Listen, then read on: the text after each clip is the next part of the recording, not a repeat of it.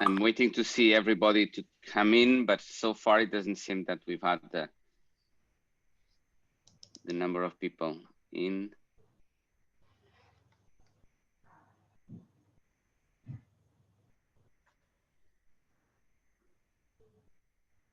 Shall I start, Lisa, or I think we can start. Yes, I think there's we've admitted everyone except the people who have not registered, who are now registering. Okay. So I think we can start. Thank you, Lisa.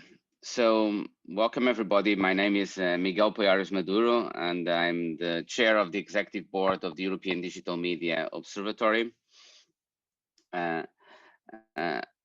As you know, today's session is to present the next call for regional and national digital media observatories.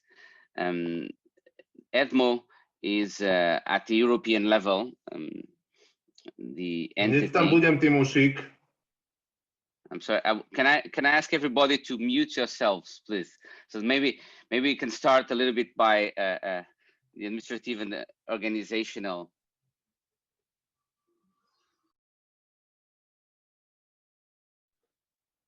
Okay. So as I was saying, I'm the chair of the executive board of EDMO.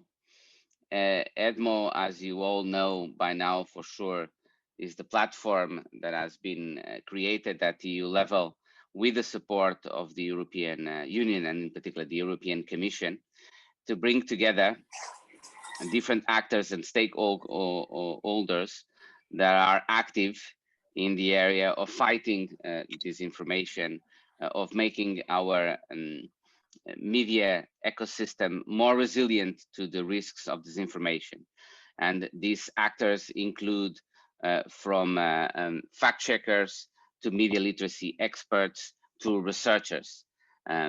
We at EDMO itself undertake a variety of tasks that in the first place try to promote cooperation between all these different actors, but also tries to support regulatory agencies in monitoring aspects of disinformation, develop repositories and make public repositories of research that is being undertaken in Europe in this area, and fact-checking activities that are being taken in this area.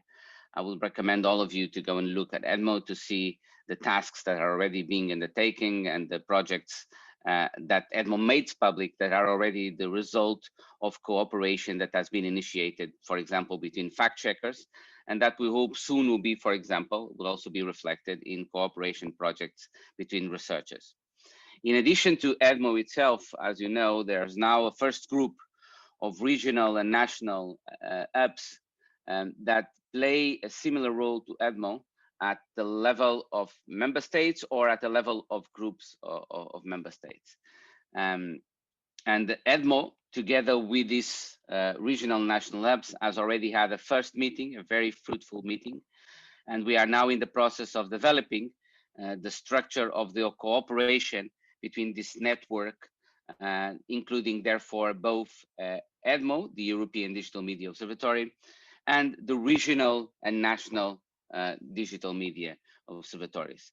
The expectation is that with this additional call, we'll have even a stronger critical mass in Europe of actors in this area, and that at the same time cooperate between ourselves, cooperate between us.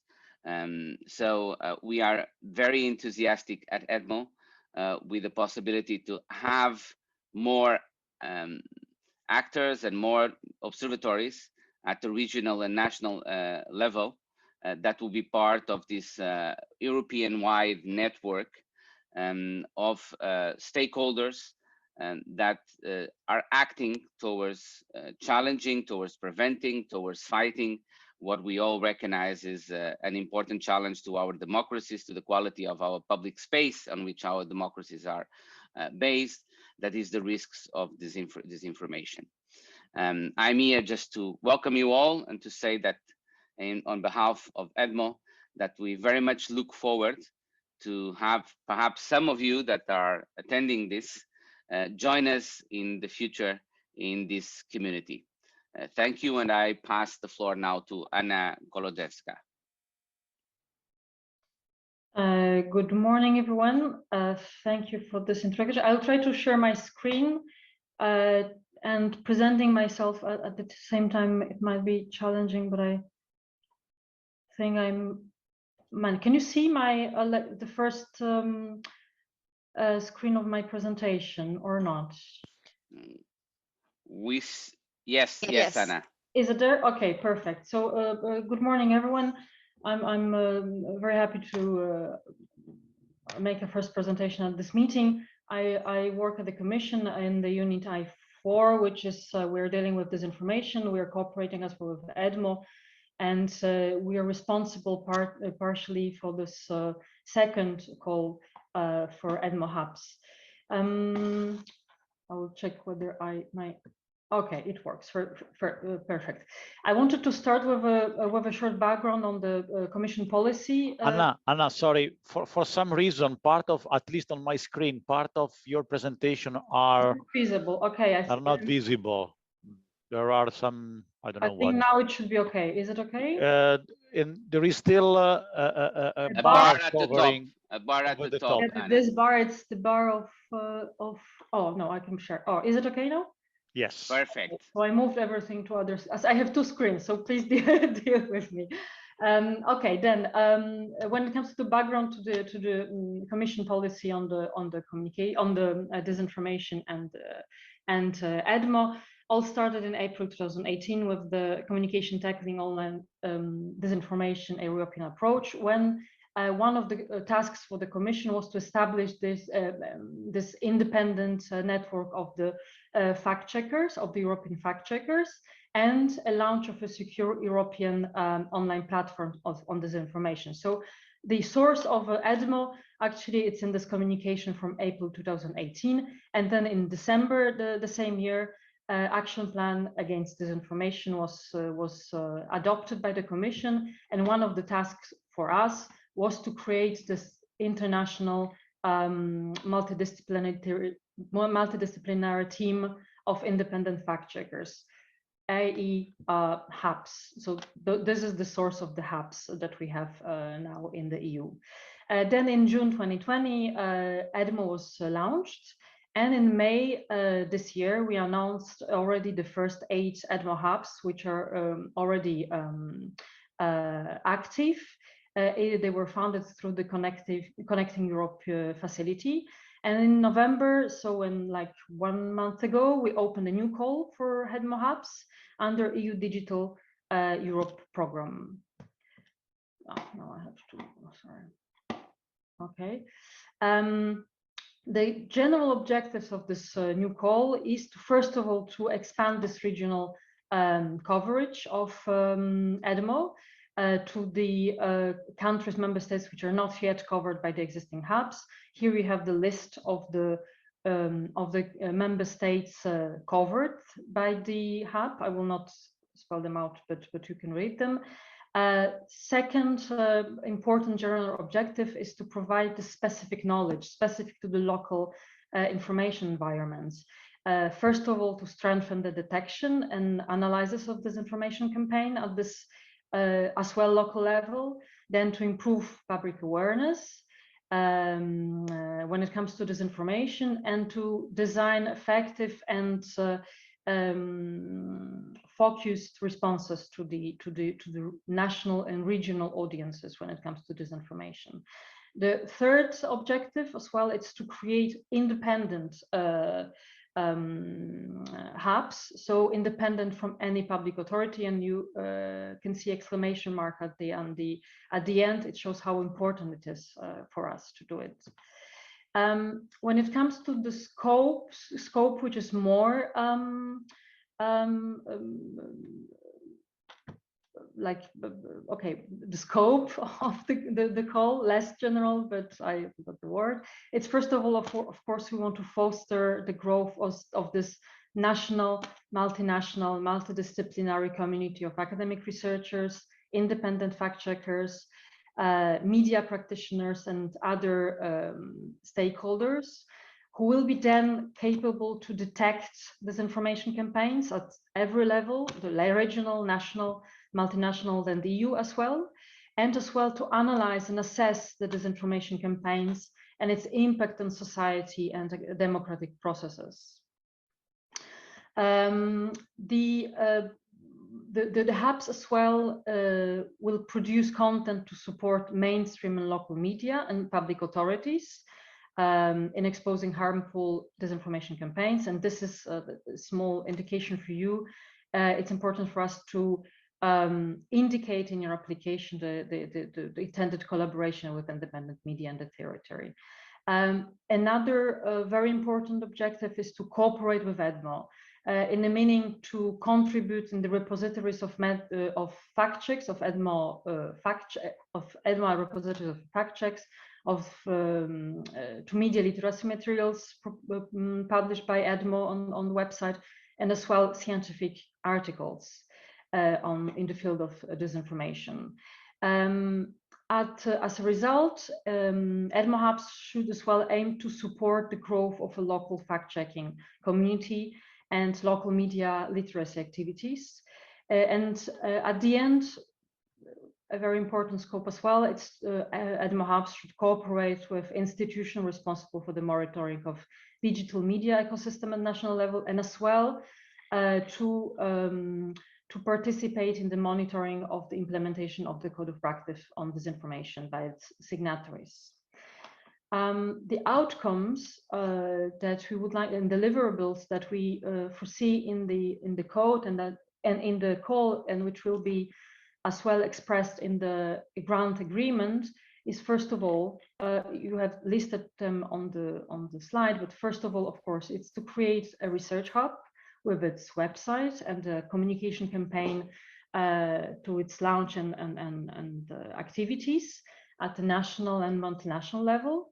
Then integrates this its work, the work of Hub, into the EDMO platform to produce a continuous flow of fact checks, which will be then stored at EDMO repository, to produce at least 10 analytical reports, specific disinformation campaigns and or studies linked to disinformation. There will be as well, of course, shared on the EDMO platform. Then at least 5 media literacy campaigns or events who are like focused on increasing citizens' awareness when it comes to disinformation, and as well resilience of a society. Annual reports on the support provided to the public authorities when it comes to the monitoring of the online platforms policies, and as well annual reports when it comes to the activities of the hub, including what is very important for us, the cooperation with other hubs. Cooperation is a key maybe of this call, I would say. So those are minimum outcomes that we would expect you to include in your proposal. Then when it comes to the targeted stakeholders, by this call, we are targeting, of course, in general, fact-checking organizations, public and private research organizations, media organizations, and other stakeholders who are active in the field of tackling disinformation. Some more specific indications are the following. First of all, when it comes to the coordinator of the hub, preferably it would be an independent public or private research organizations. If it is not possible, or if the coordinator is just not an independent public or private research organization, we would ask you to demonstrate, first of all, the independence of the coordinator from the public authorities, then to provide information about the coordinator's funding sources and its independence from external sources of funding. And third, to prove the coordinator's experience and activities related to research and investigations on disinformation. We would see as well as a part of the hub, a public or private research organizations in general with academic independent research experience in specific fields, such as those enumerated here, like communication, social and political sciences, law, economics, network science, data and computer sciences, or other. Those organizations who are not public or private officially research organizations, of course, can take part as well, but we would like them to prove their experience and activities related to research and investigation on disinformation. This is the condition sine qua non. It means that at least one independent fact-checking organization or fact-checking unit from an independent media has to be part of the hub. It should prove the fact-checking activities in the last 12 months. And in general, the hub should, the fact-checking services of the hub should cover all geographical areas in which the hub is active. Then it's important as well for us, for the hub, to prove the ability to reach out to at least 3 experts or expert organizations which are not involved in the hub as partners, but they can be easily reachable by the hub. Experts with a very specific expertise in areas such as health, climate change, immigration, etc. So the areas which are often covered by disinformation. When it comes to the eligibility criteria, eligible are legal entities established in the EU, EAA, and in the countries associated to the Digital Europe program. You have a link in the call to the list of these countries. I can quickly maybe enumerate them. So it's of course EU member states, then Iceland, Norway, Liechtenstein when it comes to EA, then Turkey, Serbia, Israel, Ukraine, and Moldova. But it's worth checking actually the link which is in the call, because it might as well maybe develop during those few weeks which stay. Then the minimum conditions for the composition of the consortium is first, the hub, the consortium has to include at least 2 applicants. The coordinator has to be established in one of the EU member states covered by the hub, and as I said already, it has to have at least 1 independent fact-checking organizations included as the partner of the consortium. When it comes to the timetable, the call was open on the 17th of November this year. Deadline for the submission is 22nd of February at 5 p.m. Brussels time. Evaluation will last at least until the 29th of April. The applicants will be informed about the results of the call at the end of May next year, and we will sign the grant agreements in September next year. Indicative duration of the project is 30 months. And last but not least, the very important information I imagine for you, the whole budget of this call, it's 11 million euros. This is the scheme of SME support actions, which means that normally the funding rate it's 50%, but for the partners who are SMEs, it can raise to 75%. And the maximum grant amount for call, it's per project, it's 1,500,000 euros. Okay, so thank you very much. This is all from my side, and I will. Okay, it stopped already, the sharing of the screen. Okay, this is all from us. And I will just, one thing I wanted to say, that the further parts of the call will be then my colleagues will talk about the second part of the call, so don't worry if not everything was there in my presentation. So thank you very much, Anna. Sorry, Christine, did you want to say something? I just wanted to ask a question about the fact that you said that we need to support mainstream and local media in the countries. Does it mean that you would welcome more training, fact-checking training programs in the course? Okay, so maybe just to interrupt, Christine, so just a bit of housekeeping for how this meeting will be run. So it's very important that we record all your questions so we can then post them on the frequently asked questions page. The idea of the meeting would be to first have the presentations according to the program, and then we will have a round of questions, and we ask all participants to post their questions in the chat, and then of course we can give you the floor as well. But I think as this is an important question that you're raising, Christine, and I think would be of general interest to everyone, perhaps we can take it later and you could also post it in the chat. Okay, great. Sorry, I didn't know that. No, sorry, it's we didn't start with the housekeeping. So this is the housekeeping now. And thank you very much, Anna, for your presentation. So now we will have a series of presentations from first EDMO Central and then the different hubs. Then we will have more presentations about the call and the award criteria, and then we will open the floor to questions. But as I mentioned, it's very important that you first write your questions in the chat, and we will provide answers either in writing or in voice.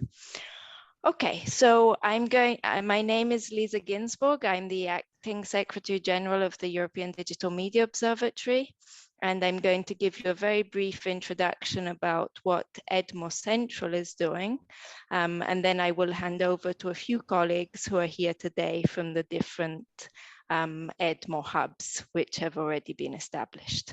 So I'm going to share my screen.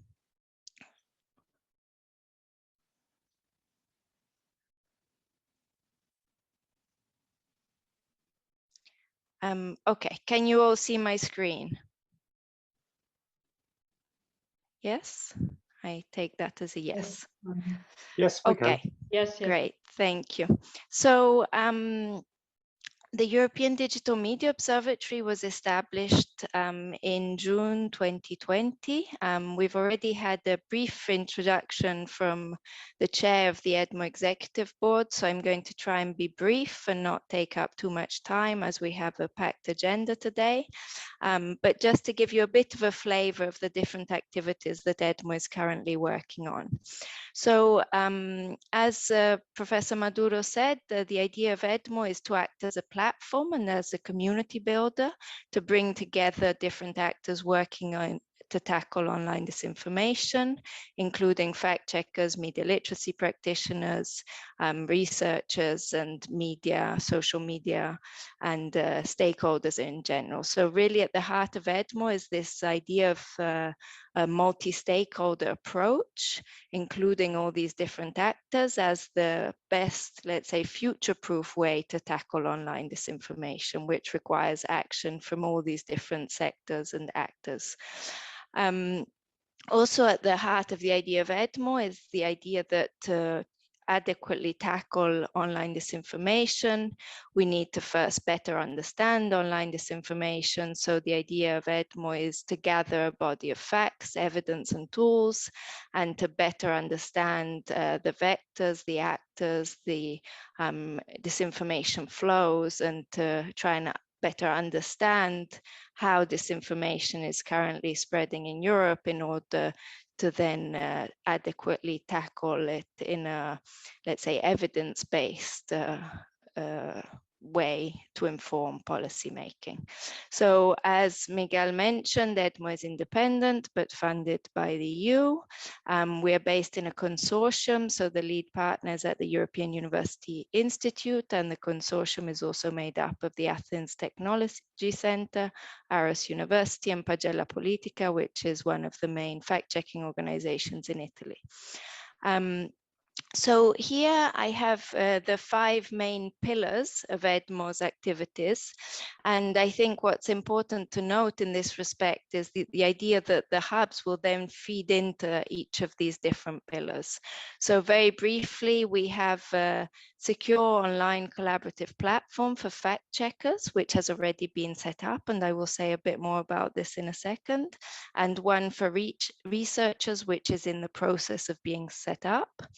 As Professor Maduro mentioned, EDMO is guided by a governance body. In fact, there is an executive board made up of the different partners and representatives from the different tasks, and an advisory board which ensures the public trust regarding the work of the platform. And is also tasked with establishing a framework to provide secure access to data of online platforms for research purposes.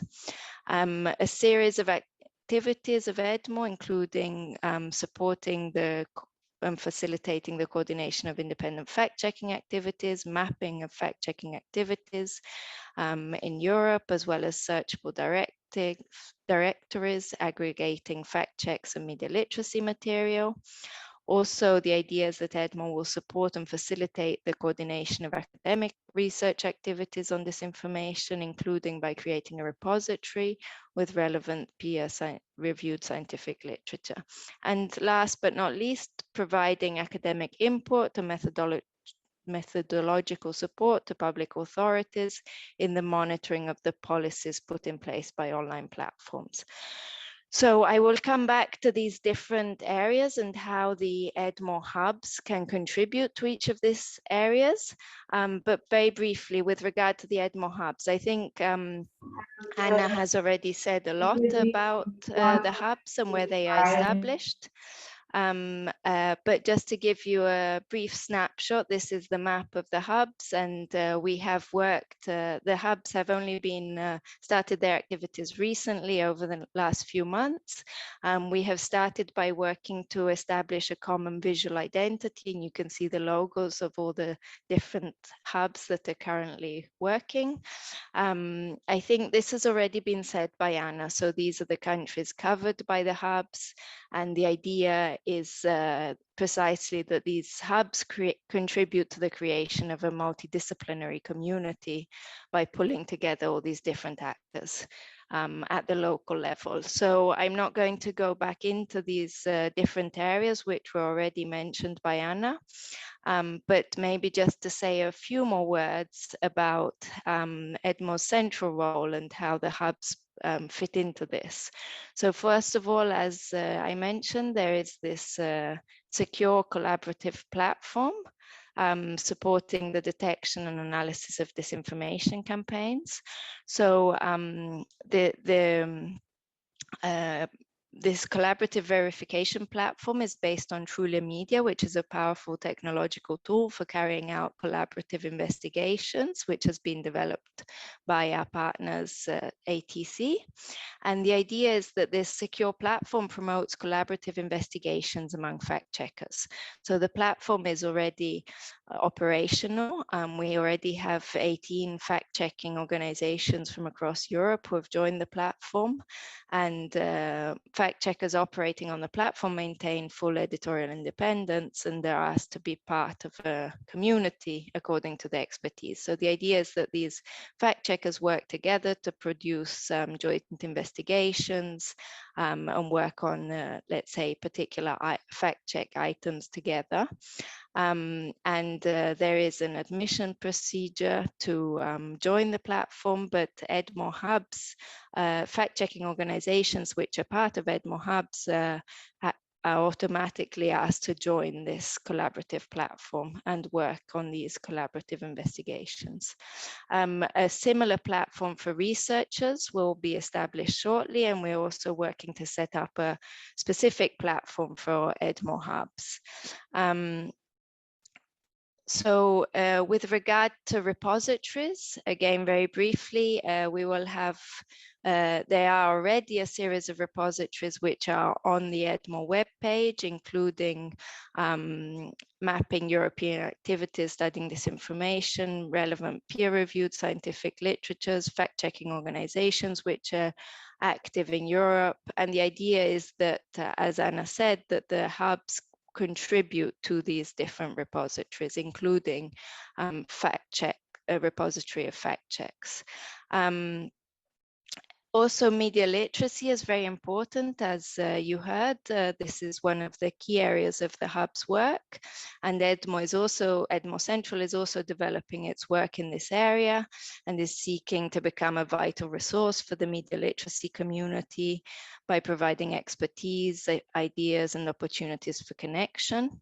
So, including by mapping stakeholders and creating country profiles, providing examples and case studies of different types of media literacy projects, and facilitating network and knowledge exchange. So here too, the hubs are expected to play a key role in feeding these repositories, both of the country profiles and in terms of best practices. And finally, with regard to policy analysis and research, again, this Anna mentioned briefly, the idea is EDMO Central provides support to public authorities, including ERGA, in monitoring the policies put in line by online platforms, including the Code of Practice on Disinformation. And as you may have seen, the guidance of the European Commission to strengthen the Code of Practice on Disinformation foresees a key role for EDMO in a number of areas. And the idea is for the EDMO national and regional hubs also to provide support to national authorities for monitoring online platforms policy, including the Code of Practice on Disinformation at the national level. And finally, we are currently working to develop and promote joint thematic projects on specific topics to be coordinating among EDMO hubs together, bringing together the expertise of fact checkers and researchers, including to analyze how disinformation spreads across borders. So I will stop there, as this covers a lot. This gives you a brief snapshot of different areas of EDMO's activities, which of course the hubs can feed into. And maybe last I should mention, we also provide training modules, which the EDMO hubs are of course always very welcome to participate in. So thank you very much. I will stop sharing my screen, and I will now hand over to Christine, who will present the work of the de facto Observatory of Information.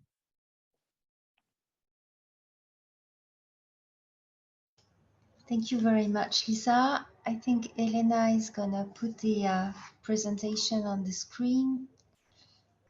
So I will wait for this.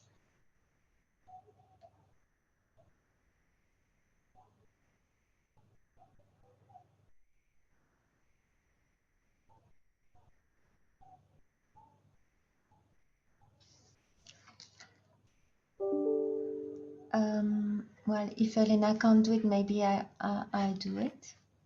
So I'm gonna look for it. Elena? Yes, just a moment. Apologies. Okay. So, I'm here. This will come in a second. Okay.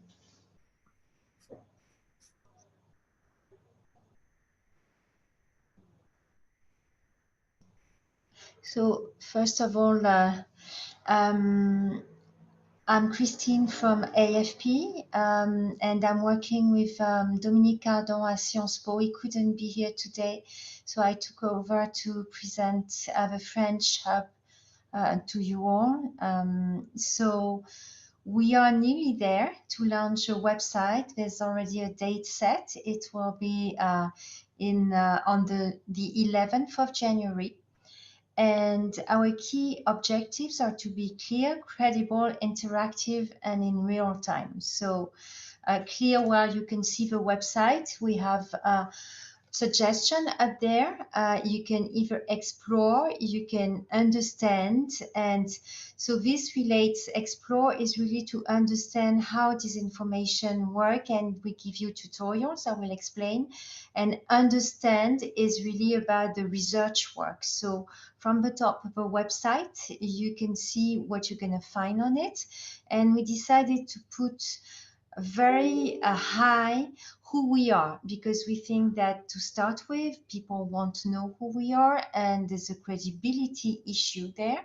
So we need to say very clearly to everybody who we are, who are we working with, and what are we doing. So this is why we have this Qui sommes-nous? Who, yes, who are we, basically, right at the top of the website. we also decided to put in evidence the fact check of the day. Why is this? It's because if we want to attract viewers on an everyday basis, we have to change this on an everyday basis. And of course, the continuous flow of fact check is better to change the homepage than a study we only have to produce 10 studies during the 30 months. So it would mean if the study was on the homepage right away, that it wouldn't change for a very long period. And we wanted this to be really a real-time website with changes on an everyday basis. And that's why we decided to put the fact check on the forefront. Immediately after that, there are interactive items just there.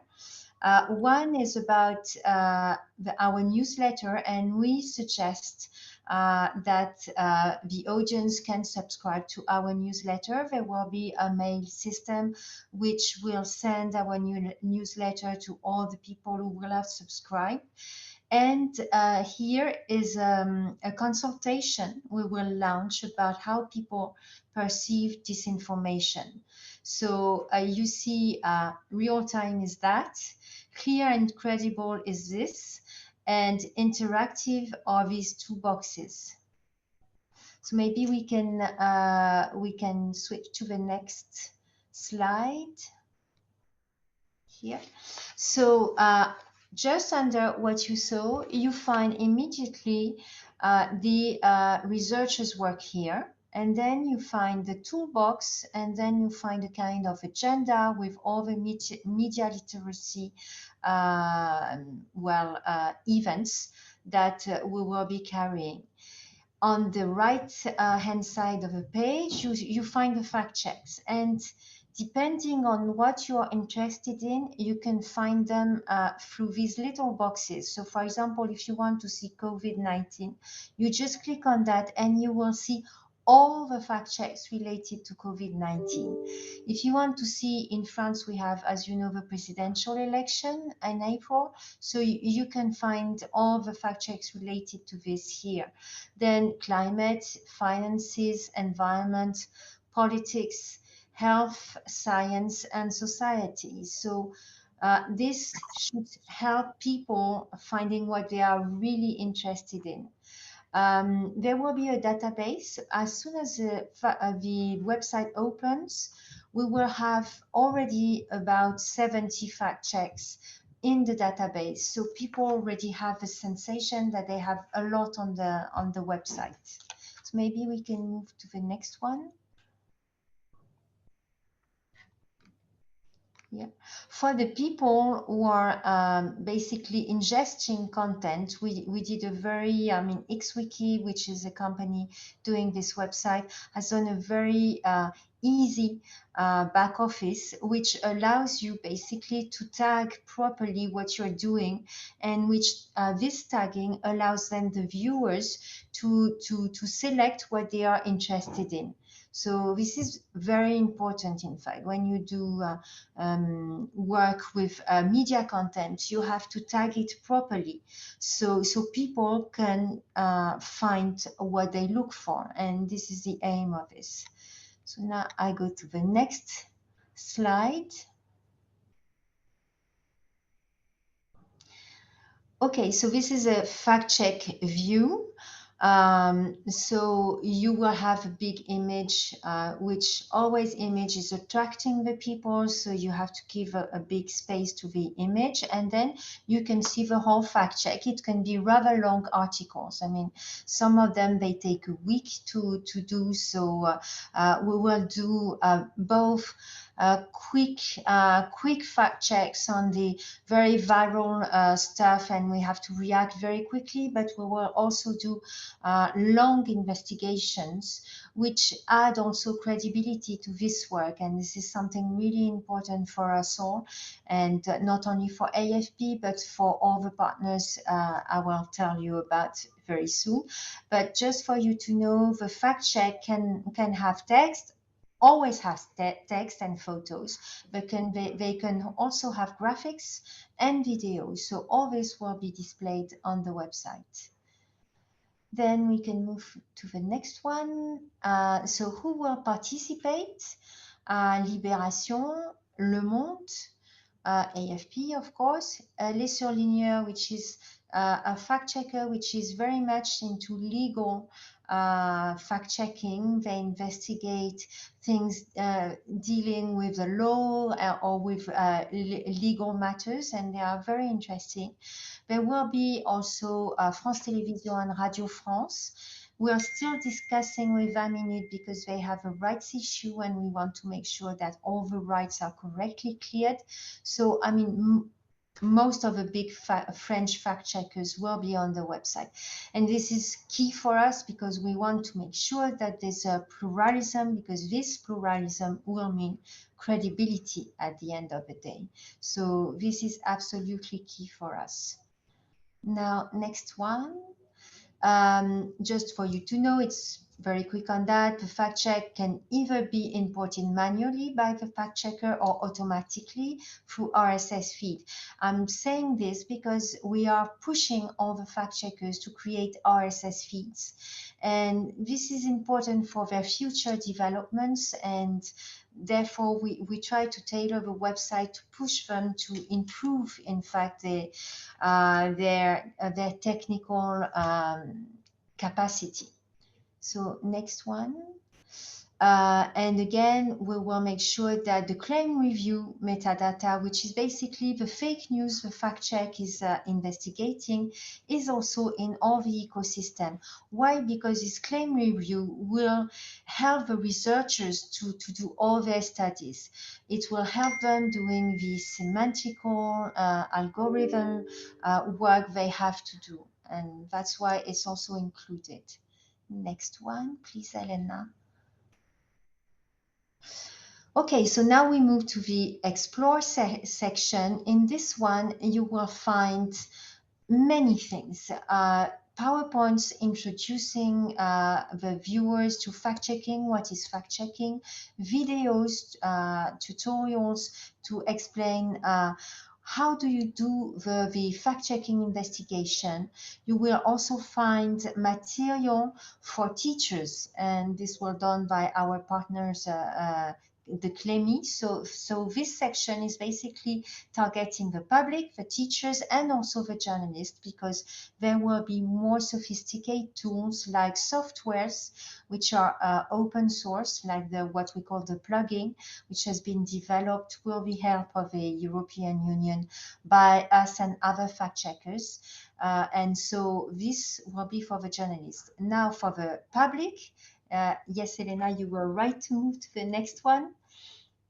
For the public, so there will be these little videos. I don't think I have time to show them, but if you get the presentation, you can go on this and see them. They are 1 minute and a half or 2 minutes videos on all the main techniques of fact checking. So this is reverse image, they can be reverse videos, metadata search on Google, there's geolocation, etc., etc. And we are participating to 3 different hubs, and we have made sure that it's the same video but translated in many languages. Well, there's also another hub which doesn't belong to EDMO, which is in Hungary. So it's the same videos. Why? Because if you want to be credible, I mean, the reverse image technique is the same whether you are in Hungary, you are in France, or you are in Belgium. It's the same technique, but we have adapted all these video to other languages of the specific countries.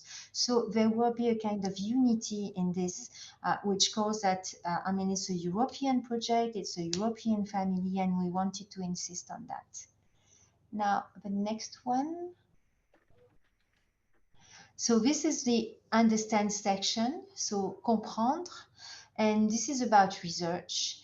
And at the start of the website, we will immediately publish a first study about a state-of-the-art research on disinformation. This will be done by Sciences Po, who is a leader of this consortium and who has already worked for quite a long time on these questions, and they are putting together a kind of well, state-of-the-art, as Dominique Cardon said.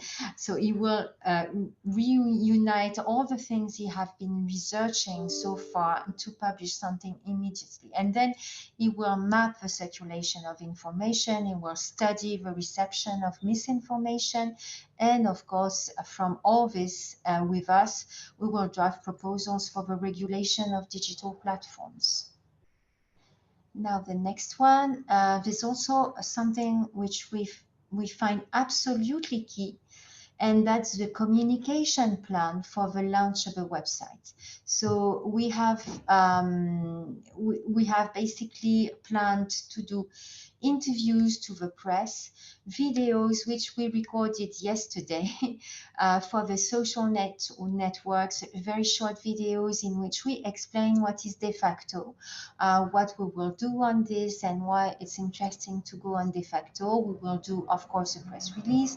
We will do a press conference, maybe several, but a first one to announce the website, and then some to announce, for example, the result of our consultation of the public about disinformation, some studies as well.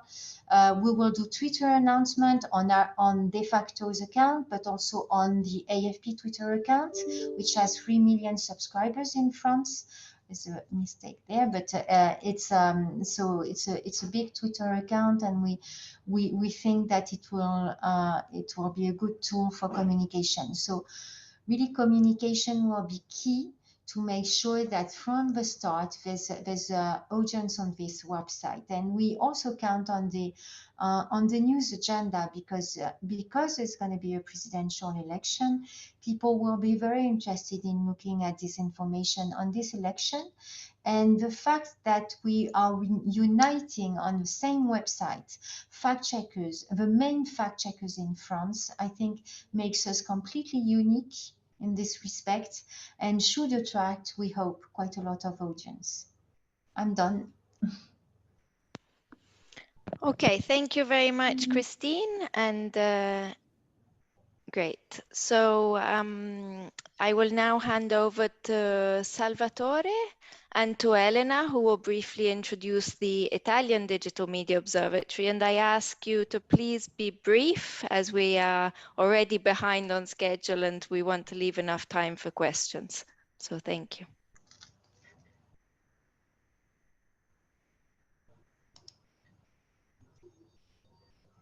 Okay, can you see my screen?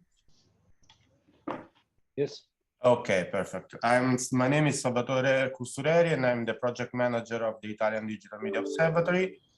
I will give, unfortunately, Gianni, our director, Dr. Riotta, cannot take part in the meeting for unforeseen meeting, and I will give a brief presentation of our national lab, and then Professor Musi will explain more in depth the research that we are carrying on.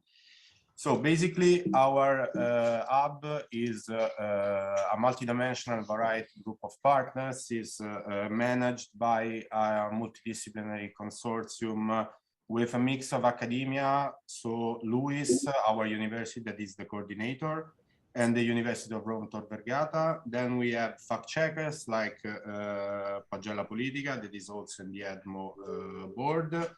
We have non-profit organizations like NewsGuard and T6 Ecosystem, and top-level media and telco operators like TEAM and RAI, that are the leading operators in the sector of media in Italy and in telecommunications. We also enjoy the collaboration of other stakeholders, in particular Alliance of Democracy Foundation, Corriere della Sera, Enel Foundation, Reporters Without Borders, and the European House. Basically, the objectives of the project EDMO are particularly ambitious and include the development of an operational Italian observatory on the analysis of social media, which will carry on some initiative of coordination of fact-checking activities and activities of media literacy impact. We will develop and integrate and build our activity on the basis of a subdivision in different working groups. And this observatory will be a crucial national center to collect all this knowledge, tools, and methodologies to fight disinformation, educate citizens and professionals, and inform the policymakers. Here on the slide, you can see our partners, our consortium. So we carry out activities starting from research and coordination to the stakeholder engagement.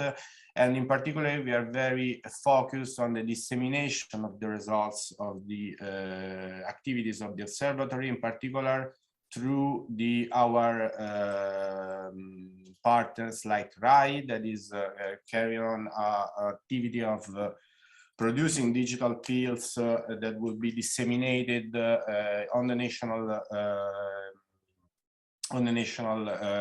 news channels with roughly 3 million people that are reached by this kind of dissemination.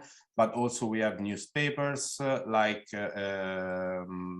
Repubblica that will carry out the dissemination and media industry engagement. And we will communicate all the results also through our website that is already operative. This website will serve as a vehicle for the dissemination of the various contents related to the project, in particular to disseminate what is the EDMO project, and also the European one at the level of EDMO.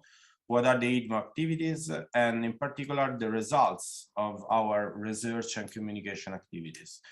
So this website will constitute the EDMO contact point in its relation with the consortium members, other stakeholders interested in the project, and the general public. This observatory will integrate and build these activities on several previous initiatives and existing work that will allow our observatory to be operative since day one. And we will implement a multi-directional innovative strategy to analyze and tackle this information, deliver an innovative and nationwide program on digital media literacy. The connection between EDMO analysis tools and the platform of fact-checker coordination office will make possible to scale the capacity of the banking efforts, providing evidence-based policy recommendation. In the activity of dissemination and communication of our results, we take part since from September 2021 to December 2021. We attended several events related to the topics that are treated during the work of EDMO. So we take part in, we organize media literacy activities in collaboration with another European project that is Media Futures. We take part in the events organized by European Commission, in particular from the Directorate General NIR. And we take part in the Internet Governance Forum hosted in Poland a few weeks ago. For what concerns the general intro on the project, I'm done, and I will leave the floor to Professor Musi that will analyze more in depth the research aspect of the question. Thank you, and I ask you to please be quick because we have already exhausted the time allocated to the Hubs presentation. So please just 2 more minutes and then we hand over to the Central European Digital Media Observatory. Definitely, thanks, Lisa. So I just briefly go through what are our plans and also what we have already been working on in terms of like research and where the innovation lies. So when it comes to media literacy, which is a hot topic, like clearly for EDMO in general, We are aware there is a lack of a shared definition of media literacy and critical thinking to inform policy making. So our goal is that of providing an actionable definition of media literacy, doing corpus analysis through all current scholarly outputs related to media literacy, as well as policy documents through natural language processing methodologies, and then discuss the results in focus groups, which gather stakeholders from different professional environments. In terms of deliverables, then we will produce a booklet of recommendations, as well as organize knowledge transfer workshops. When it comes to sandboxes, more innovation in the way we are doing research at EDMO, we are aiming to develop methodologies and tools for the identification of misinformation next to disinformation, since most tools right now available for automatic fact-checking and also human fact-checking, they mostly tackle information which is blatantly false, but 60% of fake news are actually misleading information, not necessarily intentionally to do so. So we will combine social network analysis as well as argumentation mining, which is one of the new frontiers in natural language processing, and also build open access tools to map misinformation when it comes to like communities, propagation patterns, as well as like key features. Give me 1 second. Okay. Last slide from for us. So what are the two main focus areas? Right? The first one is that of implementing new ways to train the trainers and educate the public at scale. So our more long-term plan is that of developing human-computer interaction tools that are aimed at teaching communication gatekeepers and educators media literacy through an active learning and engaging approach. And we already have some demos from previous projects available. To do so, we combine data analysis to identify main disinformation bundles. And at the same time, we do develop and design human-computer interaction technologies, such as, for example, like chatbots. And we will also produce academic studies that show and measure the impact of these tools to counter disinformation, which so far are missing. Second focus area is the development of new methodologies to detect, as we were saying, and analyze disinformation and misinformation, and also to assess the impact. And so the deliverables, again, will be not on a set of like toolboxes, such as the multimodal analysis platform. We already have it almost like ready. We're implementing new features there, as well as a data set, open access of Italian fact-check news by all the fact checkers that are part of the International Fact-Checking Network, booklet of recommendations, as well as new methodologies to detect fake news that we will present both in academic papers and through reports for the larger communication community. Thanks for listening, and I'll leave the floor to Salvatore to close up. Okay, here you can find our contacts and our social media references, and we're done. Thank you very much to Salvatore and to Elena for this very interesting presentation. And I hand over straight away to Adriana. And again, if you could keep it brief so we have enough time for questions. Okay, thank you very much. I was also planning to screen a presentation, but I think for the sake of brevity, I will not do it. And also, so you watch me and not the screen for a while. I'm representing the Central European Digital Media Observatory, which means we are covering Central European countries, especially Czech Republic, Slovakia, and Poland, having in the consortium academic institutions, private institutions, NGOs dedicated to fact-checking, for example, and also we cooperate with AFP. As Christine mentioned, we are one of the 3 hubs that they are working with for fact-checking and establishing the network, and also with the technological partner ATC. But the core of our focus is fighting information disorders in a wide scope in Central Europe. So, and it's quite a paradox, but we are the most eastern hub within this EDMO family. So I would encourage those who are listening to us from the Baltics or from Central Europe, other countries, for example. We know that Austria has been asking us, but as in the beginning was said, also other countries are eligible, as Ukraine or Serbia. So if you are from those parts, or you know people from those parts, institutions interested, I think that's a great chance, and especially because the disinformation problem is quite a big problem for those countries, the Baltics, for example, as well. So just to say, we are 8 partners, we have 5 subcontractors, especially for fact-checking. But the most important thing that my colleagues also said is that this has to be a network, not just of partners and subcontractors, but also with public authorities, media organizations, NGOs, private companies, research groups, experts, etc. So the kind of like starting network we have was about 60 entities being either in the core or in the, we would say, support letter network. And it's very important because that's obviously we are trying to somehow face a problem that's a problem interdisciplinary, intersectorial, and has to be tackled as such.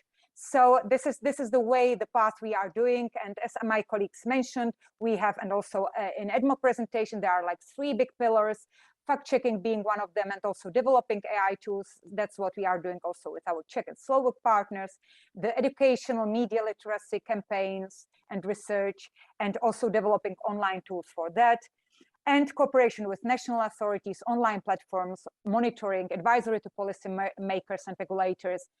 And just to give you a flavor, and I will be very quick just to finish, because Christine spoke more about fact-checking. Italian colleagues from EDMO have covered different parts of their activities as well and research. I would like just to mention, for example, that we have committed to deliver about 16 reports and 16 studies just on the impact of disinformation, covering from individual forms of impact, social impact of fake news, the impact, for example, on PR companies or on private sector, or on teachers, parents, children and adolescents. We would like also to focus on linguistic structures and mechanism of disinformation materials or verification standards. We would like to research about fact-checking, but from another point of view. For example, fact-checking and PR specialists. You know that when we are talking about disinformation disorders, we are talking very much about marketing and branding and PR as well. Yeah. So different science fact-checking in public and private media. Is it really a service, community service? We can't, and especially if you are in Central Europe, also avoid the topic of disinformation campaigns and geopolitical order, the influence of external states, the impact and interference. So quite the hubs generally, we are really tackling a very wide scope of questions, and that's why the interconnection and the synergies and networking with other partners is crucial. So we are not really tackling the touching the elephant from different parts, but we have the holistic picture. So this is more or less what I wanted to say. It's very important, and I think our colleagues from EDMO and the Commission will speak about it, to have a strong coordinator, also because the financial requirements.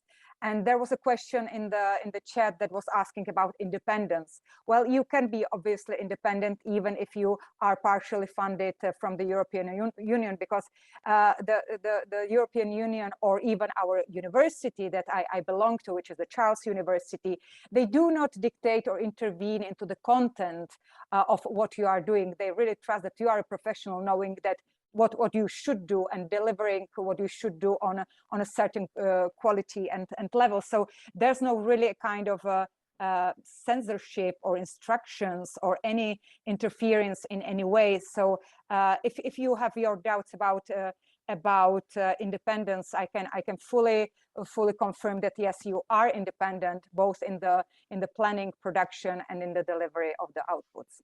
And this is probably the way. If you want to get in touch with us, just Google CEDMO. Especially in January, February, we will have a web page that is starting soon with our colleagues, as also Christine mentioned. And I will be happy to get in touch with any of you. And back to EDMO main stage. Thank you very much. Thank you very much, Adriana, and thank you all to the different national hubs, and multinational hubs. I think their presentations give a clear idea of the importance and the breadth of the work of the hubs.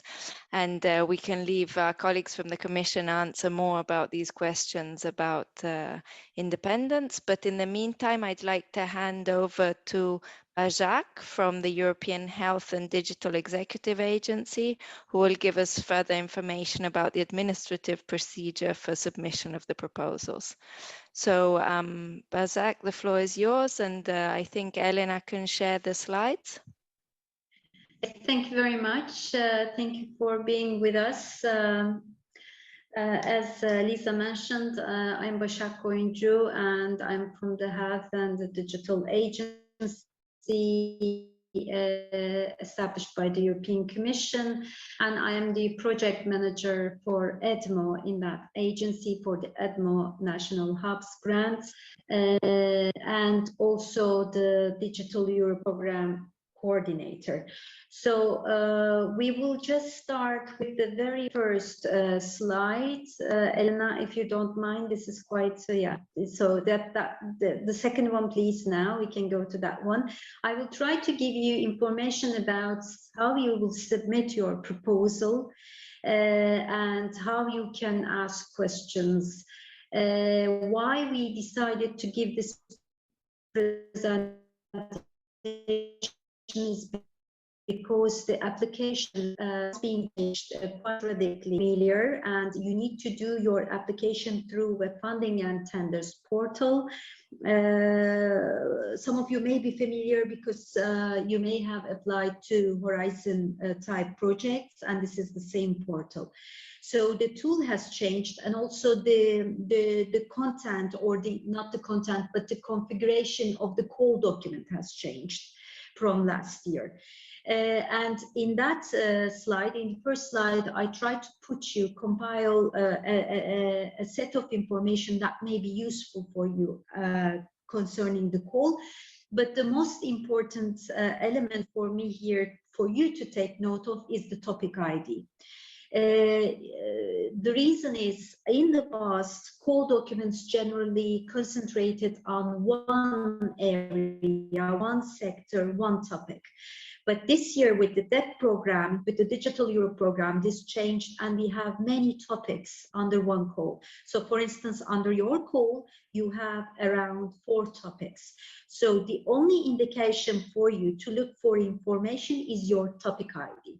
So as I will explain further later, you will go to the section and you will search for your topic ID, and you will see the specific information under your topic ID for that section.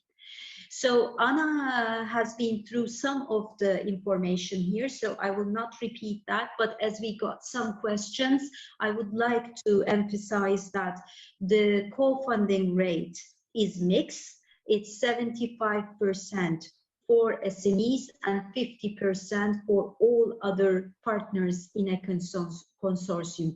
So it's not consortium general, but it is partner specific, and the legal entity defines the co-funding rate.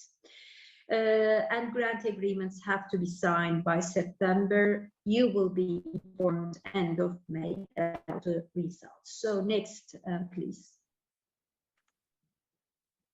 Next slide, please. Thank you. So this is how the funding tenders portals look like. We provided the link for you there. When you go to this link, you are going to search for, in the drop-down menu, you will look for Digital Europe program, and where all the calls related to Digital Europe program will be posted. Next slide, please. So we provide you all the screenshots, so it will be useful for you to keep that presentation as a guide. So the next screen will be this. It will be under the Digital Europe program. You will see the list, and one of the calls refers to EDMO, and you need to follow that link. Next slide, please. And when you go to the EDMO link, You are going to get, I'm providing you here the screenshot. You will start getting information about the program, about the budget. This is your main page, and you will go down to that page. And if you do that, next slide, please, you will come across to topic conditions and documents subsection. So it's on the same page, it's down a little bit. And there, under call documents, where I put an arrow on the slide, you will see the call text, call documents itself. I would like to emphasize this because indeed some applicants raised their concern that it's a bit difficult to find, but I'm sure that if you keep these slides, it will be very straightforward. Next slide, please. So this is when you go into the call document. Once you are in the call document, the first page is the table of content.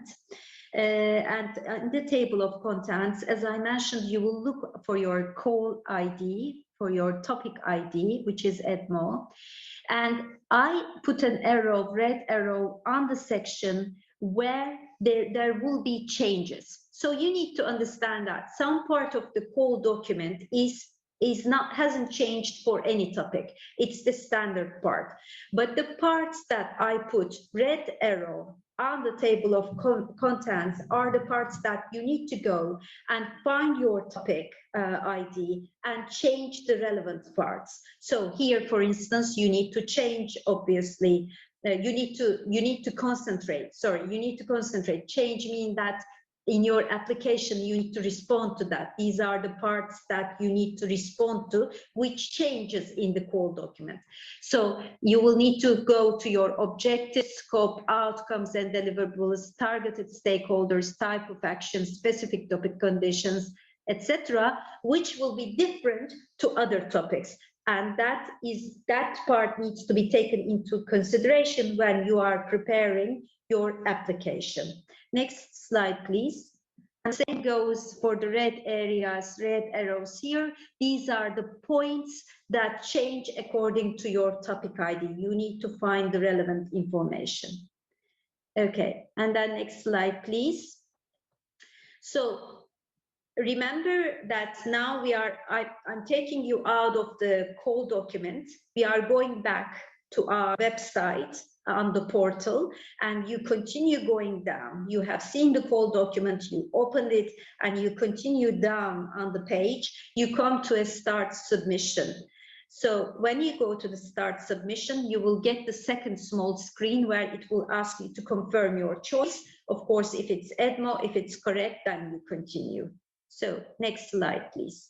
And then it will ask you to start introducing your organization and your partners, yeah? And this is the PIC number. Most of you are familiar with this, I believe. So it's the participant identification code, which can be acquired after you register your data or you check and validate your data under the participant portal, okay?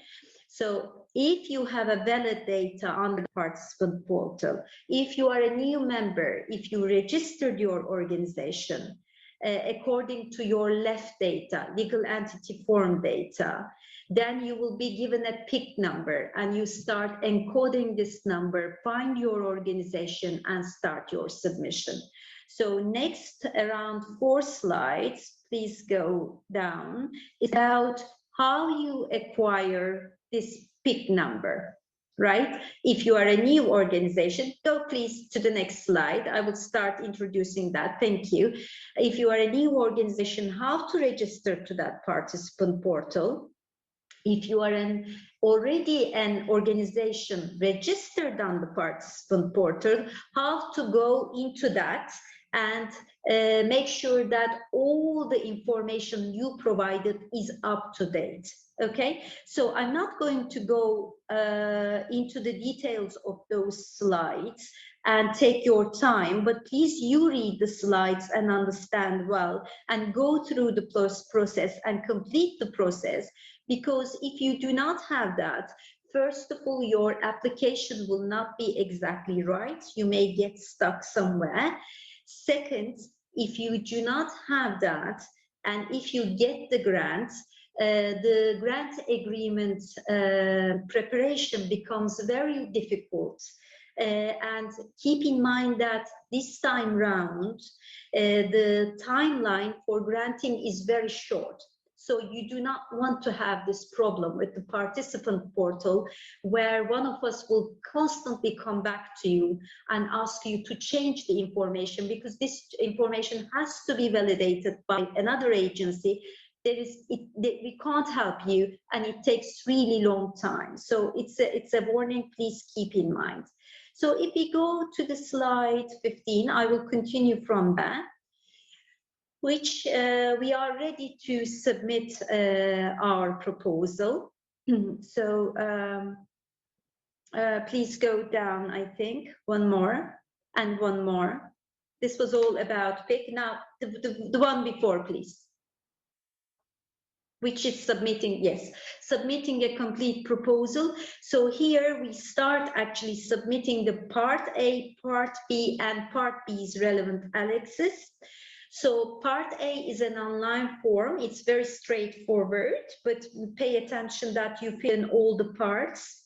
It's the administrative part of the application.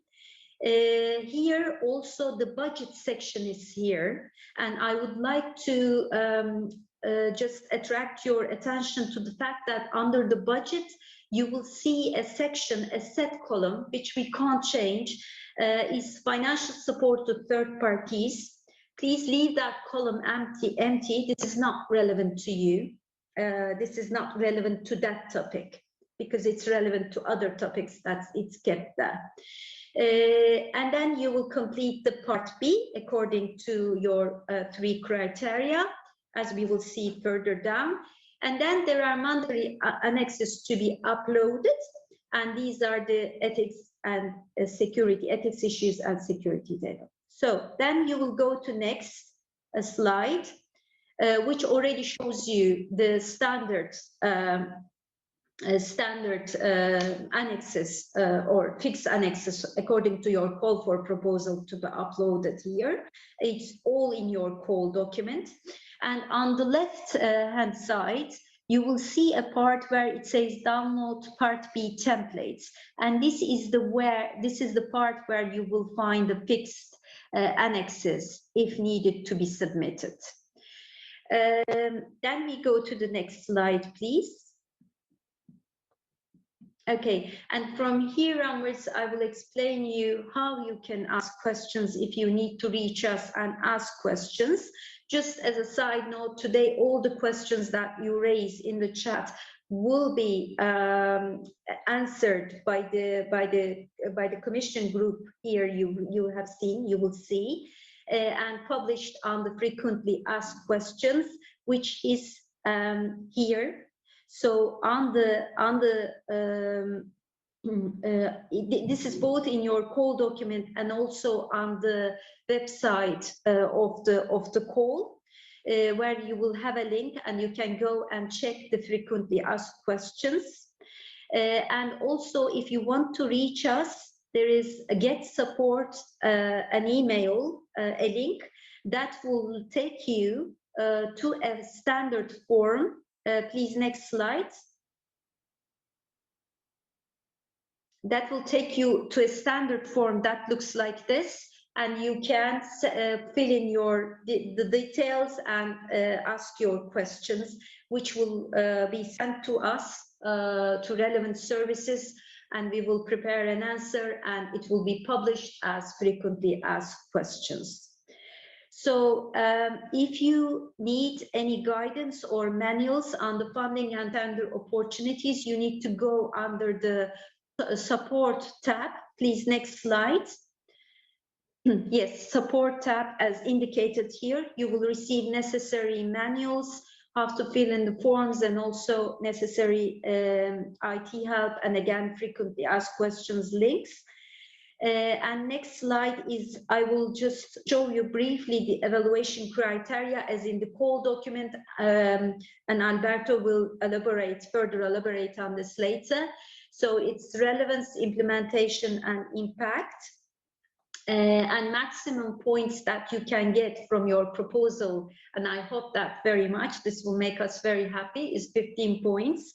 And individual thresholds per criteria, per each criteria is has to be 3 out of 5 to be above the threshold, and you need to get minimum 10 points to be above the threshold. So I would very much recommend you to take the call document, to listen to Alberto's presentation carefully, and take the criteria as set here and create yourself a checklist, meaning that fill in for instance, the alignment with the objectives and activities as described in section 2. Look at your section 2, take the relevant part, create yourself a checklist, and when you are writing your proposal, look at this checklist whether you are referring to each point indicated in the call document. Next slide, please. Yes, and that completes my formal presentation. Just before finishing, I would like to touch upon 2 points. One is as the previous applicants can probably guide you on that if you get in touch. We had at the end of during the process of the applications, there is a procedure called financial capacity check. And this is done by an expert agency. And this financial capacity check is about the financial capacities of the applicant, the coordinator, and also partners.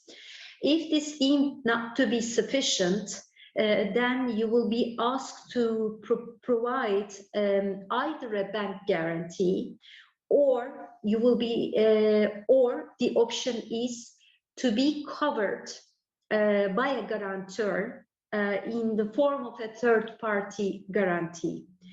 This can be done 2 ways. It can be an outside organization of the consortium who may accept to give you a support in the form of a third-party guarantee, or it may be somebody in your consortium and other organizations who is strong enough to provide you that third-party guarantee. Now, much to our surprise, that has become a major issue under the EDMO call. And we very much would like to emphasize that. Keep that point in mind while setting up your consortiums, and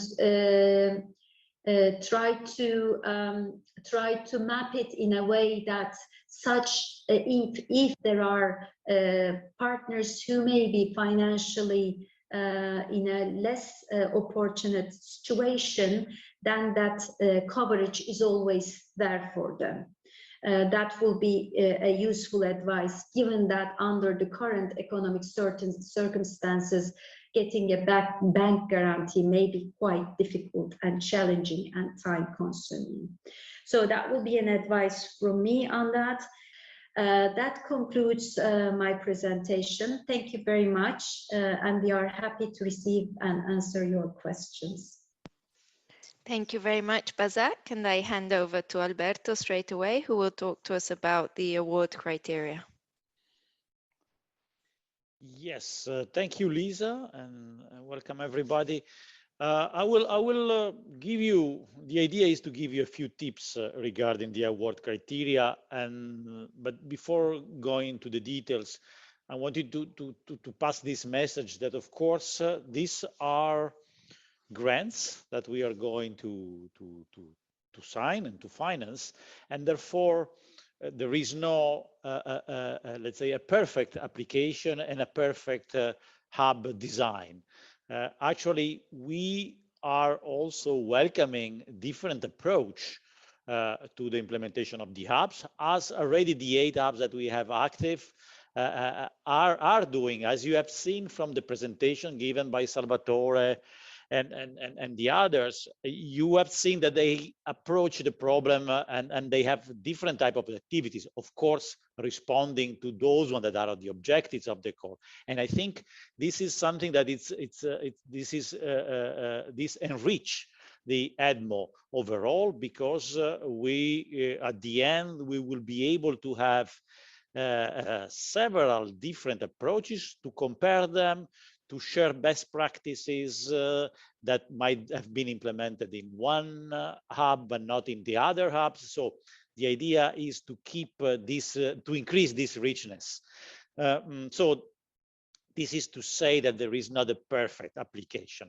However, I think it's important for you that you carefully, as Bazek said, you carefully look to the award criteria, and then you go and see how the award criteria are reflecting how you are answering to the award criteria based on what is requested on by the call, especially in the section 2.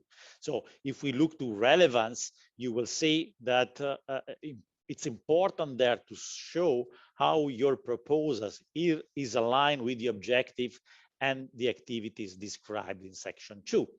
And then, of course, if you go to section 2 and you see that the first, when we talk about the scope of this call is to enlarge the geographical reach of EDMO.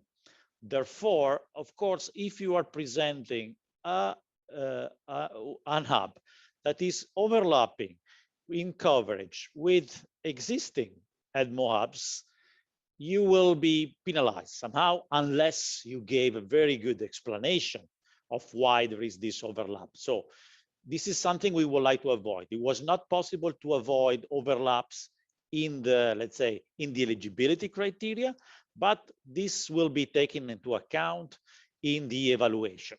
So please be reminded of that. I think it's really important. So then please make sure that you address all the objectives and the scope of the described in section 2. So it's really important to show that you are able to create this hub, to create a network of experts around this hub. Of course, there is a minimum requirement here to show that you have to provide evidence that you will be there will be partners that are not involved in a grant, but they are willing to work with you. So this is very important, because I think you know better than I do how the disinformation evolve in time. So having experts on board that are capable of helping you in tackling emerging disinformation campaign, it's key, for instance.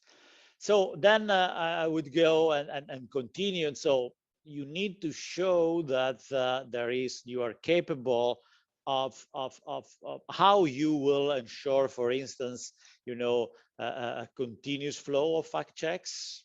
That's also something that you need to keep in mind. You will need to be able to show how you intend to detect, analyze, and disclose harmful disinformation. So show capacity to do that. It's very important. Then there are, of course, that you will have to details what you plan to do in terms of media literacy campaign. Be specific there. There is a lot of interesting activities if you go and look to the different hubs that they have proposed, and so that's also something which is very important.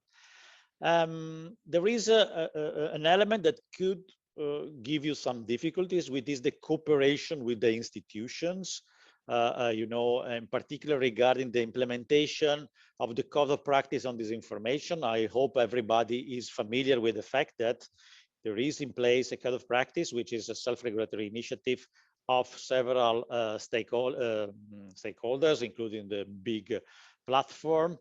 and this code of practice is going to be revised. And the idea is that the EDMO Hubs will help in the monitoring of the implementation of the code of practice at member state level. So you will play a role there. There you will have to show that you are willing to do that. Of course, your proposal will not contain all the details because this monitoring framework is going to be established also in cooperation with EDMO Central and in cooperation with the other hubs. So you will also need to show that you are flexible enough to accommodate the request that will be formulated by EDMO Central later on in order to ensure that there is a consistent monitoring of the implementation of the code at member state level. There was Anna stressed the importance of showing independence. Of course, it's not easy to show independence, but certainly I would say that a first tip that I can give you is avoid to involve public authorities in your call, in your proposal. So because you will be somehow penalized unless you show that there is in place a very strong and convincing process to ensure the independence of the hub. So that's something I wanted to indicate. So these are all elements that will be evaluated by the experts.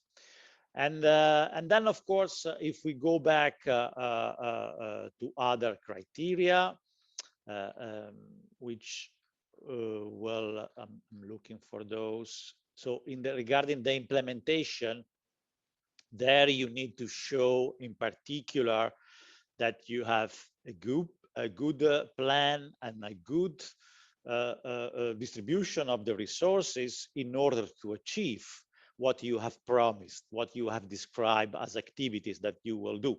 That's very key. Sometimes you see a very ambitious plan, or certain part of the plan are more ambitious than other, and then the distribution of resources does not reflect such ambition.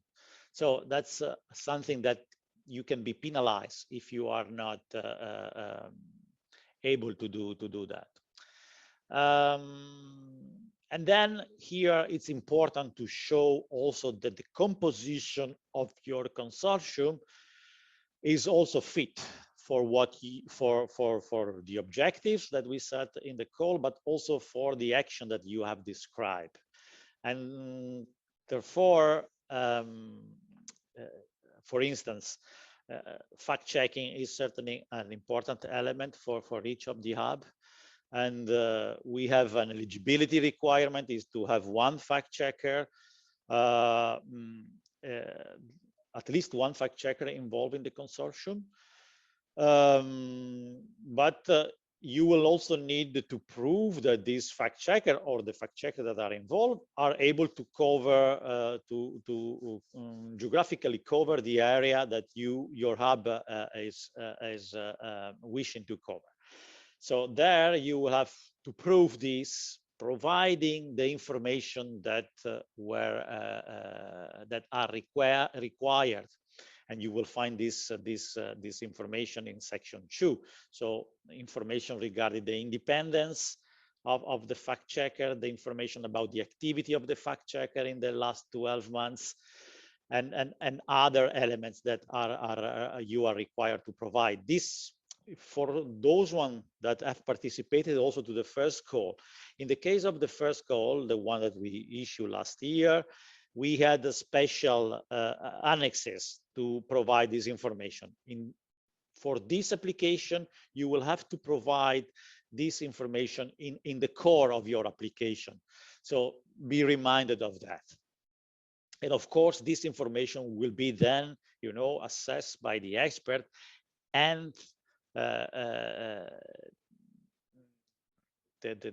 quality of information you will provide, and how much you will be able to fulfill the requirements that are in the call will then be reflected in the marks. So it's very important here to come with a consortium that is convincing and has all the capabilities to carry out the work that you are promising to do.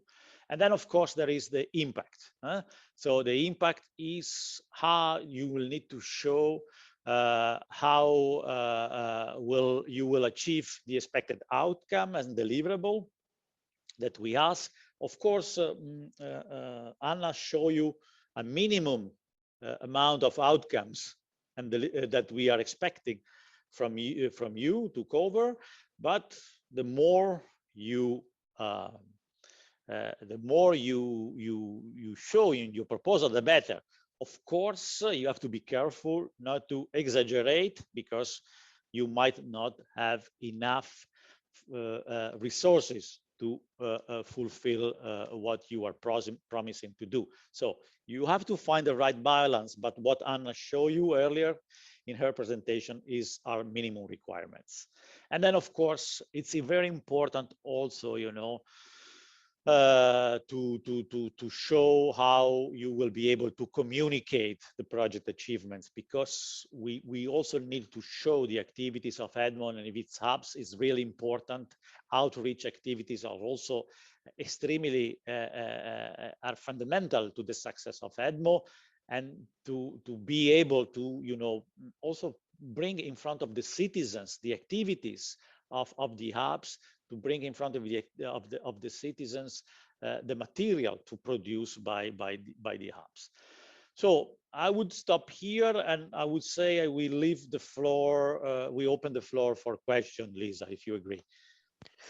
Sure, thank you very much, Alberto. And we already have a number of questions in the chat, and some of them Alberto has also already started to give some indications about, including this question of independence and this first question of whether fact-checking is prioritized over other forms of disinformation analysis, research and response. So I can also open up the floor to others to respond to this first question. But first of all, I would like to suggest two things: that if we need a bit more time, if everyone is available, we could stay a few more minutes to answer the questions that have come in.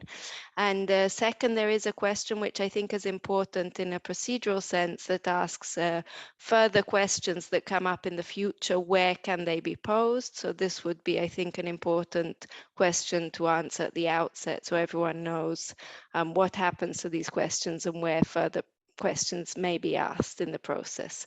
So perhaps we can start with this question, and then I'm not sure if you would prefer to go through the different ones in the chat, or I hand over to each of you to respond to one of them or all of them.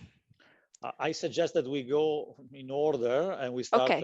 with this: is fact-checking prioritized over other form of disinformation, analysis, research, and response? I would say no.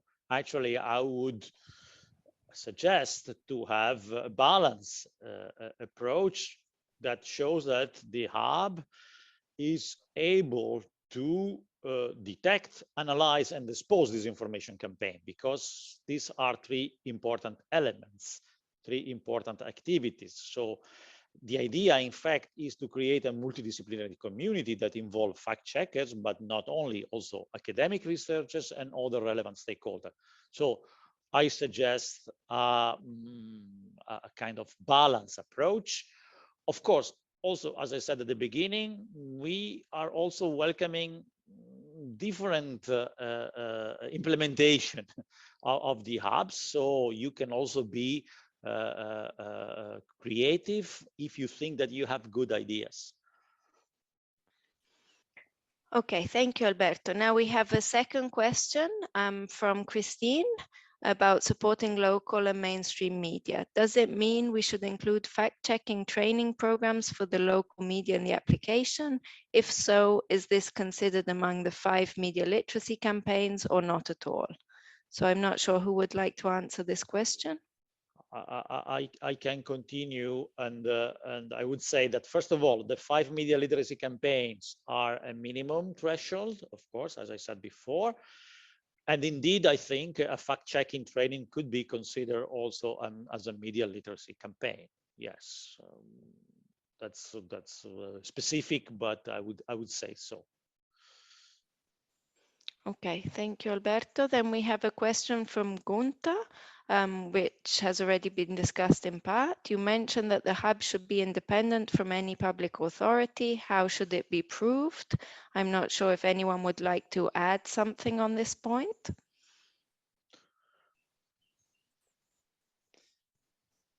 I'm going to repeat what I have said. We understand that it's difficult to prove independence, but for instance, a research organization, they have a statute that ensure their independence, and so they could refer to that.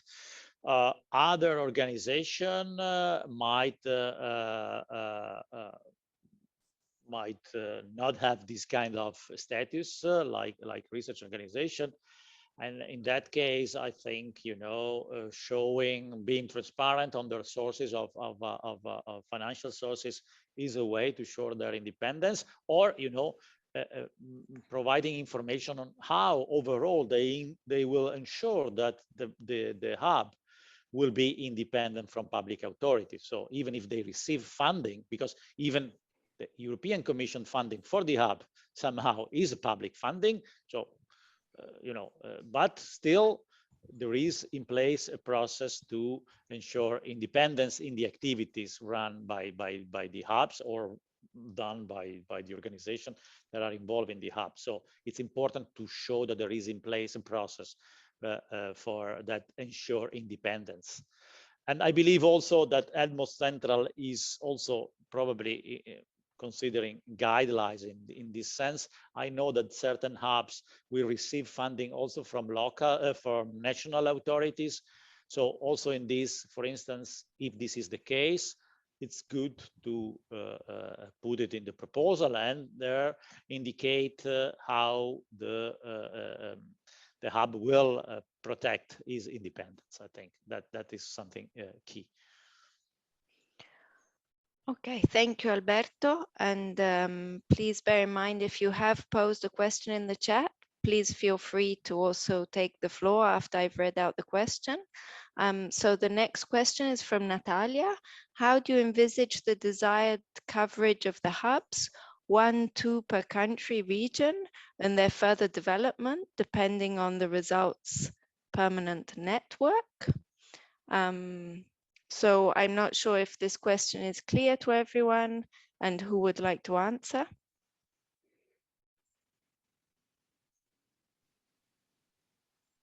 I'll keep answering, probably it's easy. We don't have preferences on how many countries should be covered by a hub. But the coverage of the hub must make sense. There must be an explanation why an hub is covering a certain region of Europe. For instance, if there is a hub that covers Austria and Malta, would not be straightforward to the experts. So probably you need to have a strong explanation. If there is a hub that covers Austria and Germany, that makes sense because they are speaking the same language. I'm making examples here. Or there might be areas that are speaking different languages, but they are subject to the same disinformation threat. I'm thinking about Eastern European member states. So that is being exposed to the same source of disinformation, to the same threats, could be a reason to put to join forces, and have and be covered by one hub. There you have to be careful that you need to be sure that you have enough fact-checking capabilities to cover this region composed of more member states that speak different languages. I hope this helps. Okay, thank you. Now we have a question from Christian concerning eligible countries. Is it possible to have a partner from Switzerland in our EDMO Hub consortium? I would leave this answer to Bazak. Yes, thank you. Now, how I can help you is that I think you need to go to the section 6 of the call document, and there is a link to list of participating countries in the Digital Europe program. So you read that part carefully to understand who is eligible, who is not, and who are at the stage of submitted association agreements, by keeping in mind that it is very unlikely that these association agreements will be concluded before the grant agreement signature. Therefore, as a rule, their formal participation in the grant agreement and receiving funds from the grant agreement is subject to the finalization of these association agreements. So this is the information. So please go to the link under the section 6 of the call document and follow the link, and you will have all the necessary information. Thank you. And we will provide also this link in the frequently asked questions. Thank you. Thank you, Bazak. So another question on non-profit organization, foundation. Would the funding rate be 75% or 50%? Yes, I can take actually the two questions, following two questions are related. Yes, indeed, SMEs, the ones that are given SME status are 75, and all other legal entities are 50 co-funded rate. So how this is going to be defined is that you remember during my presentation, I mentioned the PIC registration in the participant portal.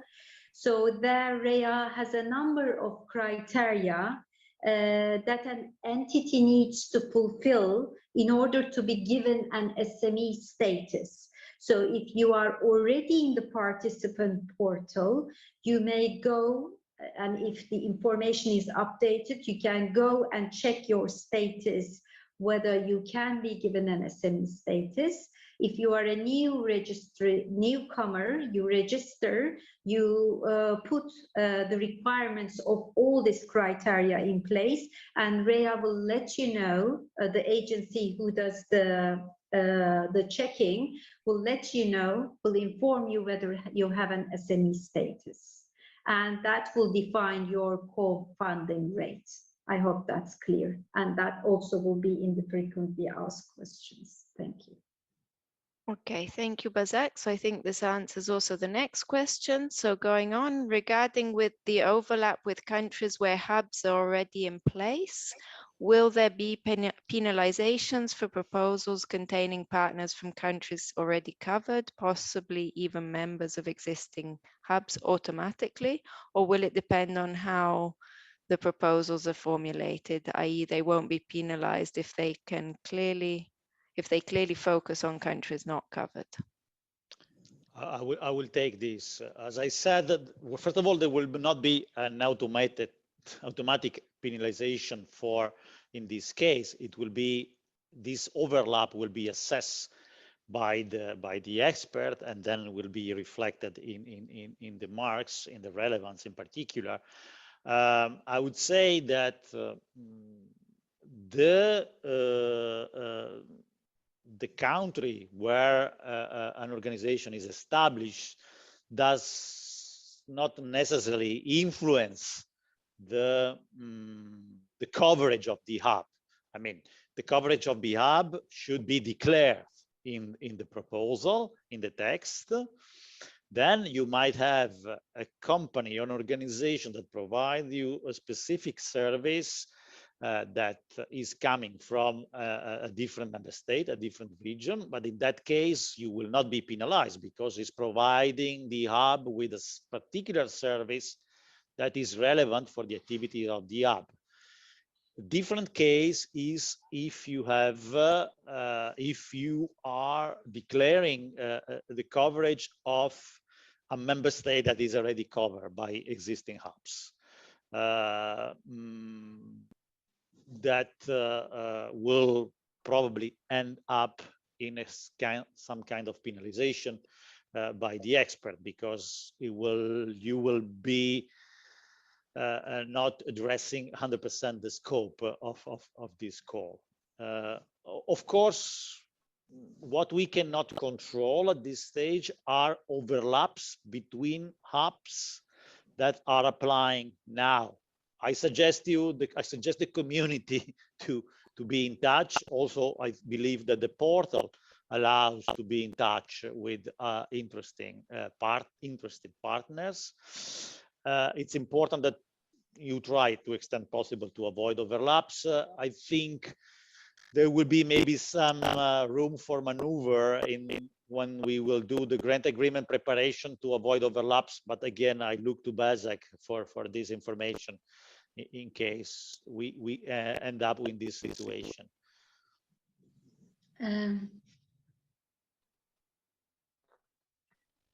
Yeah, well,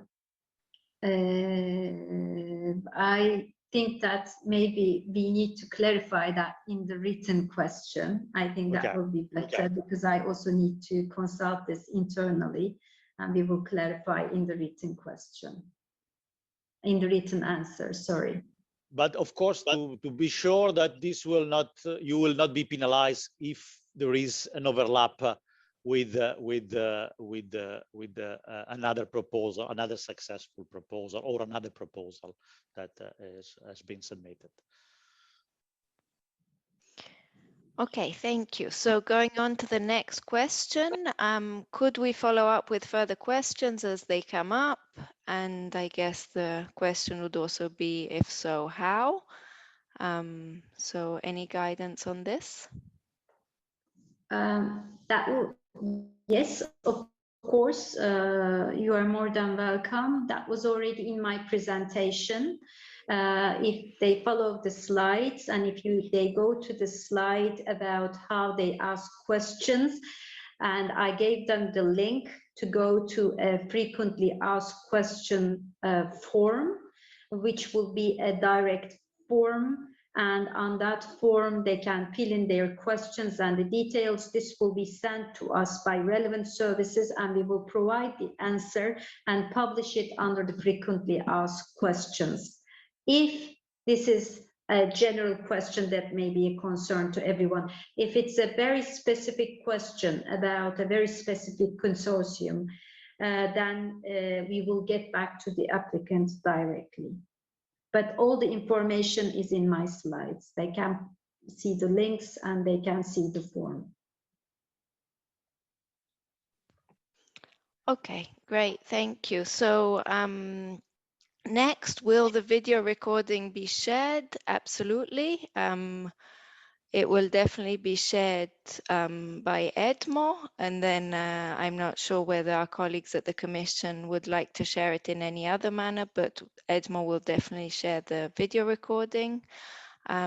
With regard to the participants list, I would say yes, this can be shared. Some of you have indicated they would not like to share the participants list and will be excluded from this, but for those who have consented to this, we will share the participant links with participants. And I think that answers that. I don't know if our colleagues from the Commission want to say anything in addition about the recording. I don't know, Bazak, do we have a space, or do you have a space in the agency for sharing this link? I will inquire with the agency. Some other info days recordings has been published. I will definitely look into that. So yes, you may be able to find on the HADEA website as well. Great, thank you. And next question, can one legal entity take a part in two consortium proposals, for example, a fact-check organization? Absolutely, yes. Yes, even if it is already present in previous existing hubs, it's not an issue. There are no limitation in the regulation about the participation on different proposal projects. As long as they comply with the information given under the consortium composition, and also targeted stakeholders. There are specific requirements for each applicant, as long as and they of course, comply. I would add also, as far as they carry out different job. They cannot be paid twice for doing the same job for 2 hubs. I mean, let's take a case of fact checker. You can have the same fact checker that fact check a certain area and 2 different type of areas. That is, of course, not possible, but we cannot have the same fact checker in 2 awarded proposals that are doing fact checking on the same member states. Let's say this could be a concrete example, I think. Okay, great, thank you. And then we have a question about the presentations. These, of course, can be shared, provided our speakers are fine with this. And of course, you will have access to the video recording where you will have also all the presentations. So this you will have. I'm not sure if they're...